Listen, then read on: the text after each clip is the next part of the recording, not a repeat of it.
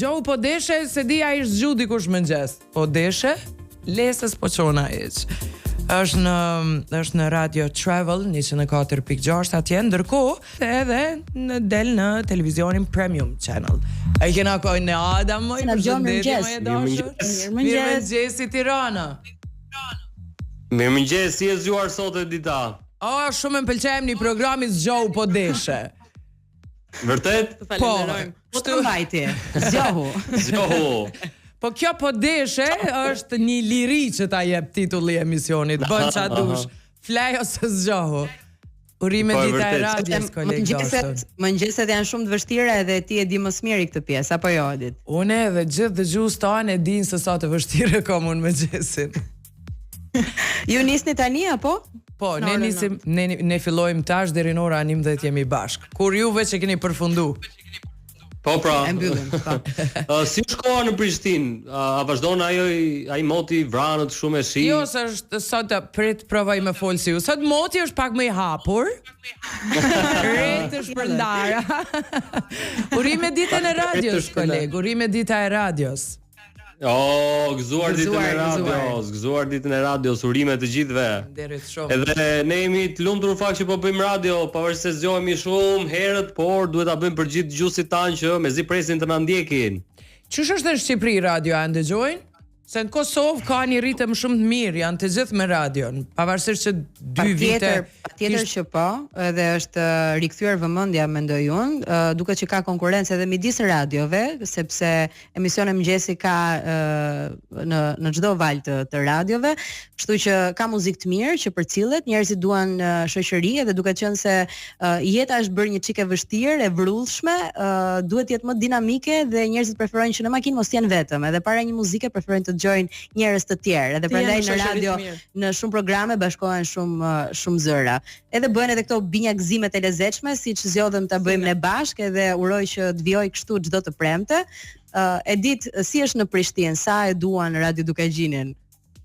Radion, unë ato isha duke thënë, ka pas një kohë radio kur u diskutu sikur nuk është nuk është në kohën e vetë ma të mirë, s'ka shumë dëgjues, radio po bjen, nuk është mediumi që ndëgjohet. Tash është në kohën më duket ma të mirë se sa që e ka pas në 30 vitet e fundit. Po flas në Kosovë si radio, ndërsa si medium bot ne e dim që anglez të zgjohen e bien me BBC-n, e ta mbota. Nduket që jemi në kohën më të mirë në 5 vitet e fundit me radio. Po, mendoj që ndihmojnë pak edhe rrjetet sociale, se ti nuk je vetëm radio. Domethënë njerëzit sot përmes radios kanë mundësinë edhe të shohin, ndryshe nga më herët, sepse gjithçka publikohet në Instagram, në TikTok, në Facebook. Edhe ata e dinë ç'ish po dukash bra, çka ki vesh, çka po fol. Në fillim ka qenë problem, në fillim ishte problem se gjithë kishin një ide që dukemi, që e imagjinojshin sipas dëshirës vetë zonin ton, por kur u shfaqëm një vjet kriz, dikush na pranoi, sepse rrjetet sociale na e thyen kët intimitetin që kishim vetëm me këtë lidhjen me dëgjuesin. Ndërkohë tash më duket që jemi pajtu gjithë, po ne jemi edhe në rrjetet sociale, edhe në YouTube, edhe në televizionin Dukagjini. Pra nuk kam anonimitet si dikur. Ja, jo, nuk ka. Tani, Edit, ne duam të bëjmë një ftesë për të gjithë shqiptarët, sepse fundjava është para dhe besoj Prishtina, por e gjithë Kosova është një nga destinacionet më të mira për të vizituar. Çfarë aktivitetesh ka dhe çfarë ftese mund të bësh ti? Çfarë mund të gjejmë ne këtë fundjavë në Kosovë? O, zot, fillimisht shtyhemi kur doj me jetën e natës në Prishtinë, që është amazing. Tani shkojmë në Brezovic, unë ju pres atje. Në zonë Brezovic patjetër. Unë ju pres atje ose shkojmë rrugove dhe atje plot vende. Tani keni Gjakovën, se cilin për qytetin e vet. Që në fakt unë nga Shqipëria në Brezovic shoh shumë mysafir. Gjithë vikendi është i mbushur në Brezovic me tabelat e Shqipërisë dhe me shumë autobusa që vinë nga sepse na mungon dëbora kam përshtypjen.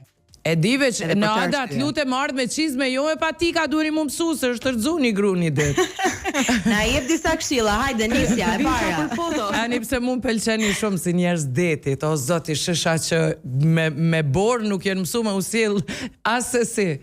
Po, sigurisht që vështirë për shkak të infrastrukturës që ende s'është e rregulluar dhe mundet me pas ndonjë telashe. Ani pse aty është një zonë e kërkim shpëtimit, është një grup i jashtëzakonshëm i njerëzve që çkado kushdo ka nevojë, janë aty në sekond duke ndjekur çdo turist për çkado. E me sportin e skive si e? Më mirë se ne po një. A ja thu? Unë shikuese e mirë, jo me aty në që skijojnë. Po, ashtu jemi edhe ne. Shumë më pëlqen me i pa. Në dorë besoj. Po, gjithsesi, ose me një raki kumble, mundeni me porosit kumbulle kur vjen po. Shumë mirë. Mashallah, zgjedhje e mirë. Çka ku të shkojmë ne kur të vim në Shqipëri këtë vikend? Ku na propozoni? Hajde friends. Po tani nëse ende nuk e keni vizituar Korçën, për shqiptarët vetë këtu në Shqipëri vazhdon të mbetet një destinacion kryesor. Është pavarësisht se ne e presim ende të borën të na bjerë, dita nuk na ka rënë. Ka vite që Korça sikur e ka krizë këtë vit. E pra e ka prerë marrëdhënien me të borën, edhe pse është një qytet malor, i lartë dhe çdo dimër bie të borë. Por kjo s'do të thotë që Korça nuk shijon edhe pa të borë. Ju presim gjithë në Korçë. Ta shihoni një fundjavë të bukur. Me që të gjithë po reklamojnë qytetin e vet, e ditë mund të vish edhe në Vlorë. Vlora nuk shijohet vetëm në vet. Kush se ka vizitu Vlorën më? Një qetësi e papar dhe ai det është i adhurueshëm edhe në dimër. Tani bëhet edhe më i bukur, besoj se ka më pak njerëz. Krahasimisht me verën. E ditë pastaj në kryeqytet ti je gjithmonë e mirëpritur, e di çfarë ofron Tirana, meqense përmendë jetën e natës edhe ne çmendemi, sa vjen e premtja shumë. Të dielën pastaj biem një çik, aktivitete kulturore pafund, ne I përmendëm edhe më herët përgjatë programit, ne duam shumë teatrin, po vëmendja është kthyer tani edhe nga opera çuditërisht. Fundjavët po ashtu dedikohen fëmijëve, keni teatrin e kukullave, kështu që e janë në Tiranë dhe janë edhe në Shqipëri. Sa mirë, marë Tiranë në shkun teatr të kukullave, diçka s'pas na shkukullë në ndonjë. Shumë ide e mirë, moj. Ne këtu do jemi. Okej. E ditë se harrum një fest tjetër të rëndësishme. Hajde. Se kemi Shën Valentini nesër. O, sa ti madhe. E kemi diskutuar dje në radar. Si po e festoni andej? Si pritet që të jetë Shën Valentini në Prishtinë me fishek zjarre. Jo bashkë si viti I ri. Në fakt kryesisht këtu ka organizime të restoranteve që bojnë dekore për edhe I presin çifte. Unë kryesisht kësaj here në fakt këtë shtun kam vendosur me prit me shoqni. Edhe ne të njëjtën gjë do bëjmë ditë, pa merak. Ne nuk është se e kishim fort zgjedhje. Ishte vetëm një opsion që kishim. Ne kemi deri në 12 me shtëpis, pastaj me shoqni. Okej, mirë se 2 herë festoni. Unë shumë vjetën po e festoj më shumë. Ju programin e transmetoni edhe në Premium Channel dhe ju jeni radio dhe TV apo? Shumë bukur duken. Paralelisht. Nada moj, urime. Shumë faleminderit. Faleminderit shumë. Ishte për leshje apo për leshje fizike, se na kanë çmend titujt? Jo, asgjë vërtet, asgjë vërtet. Ka shumë për tu sqaruar, po un kam zgjedhur këtë punën që po bëj, radion, një dashuri shumë e madhe për mua edhe kështu. Se ke qenë lajm edhe në Kosovë, moj, me plot tituj, besoj I ke pa. A janë famous, a? Ti ke qenë, por lajmi u bë prapë, po. Duhet pak zhurmë. Pra, s'pas ka qenë asgjë vërtet, kjo është rëndësishme.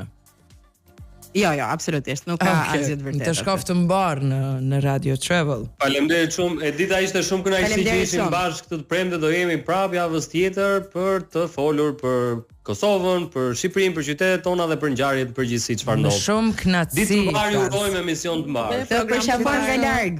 Ju përshafim shumë të treve. Faleminderit shumë për këtë lidhje. Faleminderit. Ju dëgjofshim ditë të mbarë. Nada Muçaj, Mikaela Brokeri, Franz Bregu nga Radio Travel.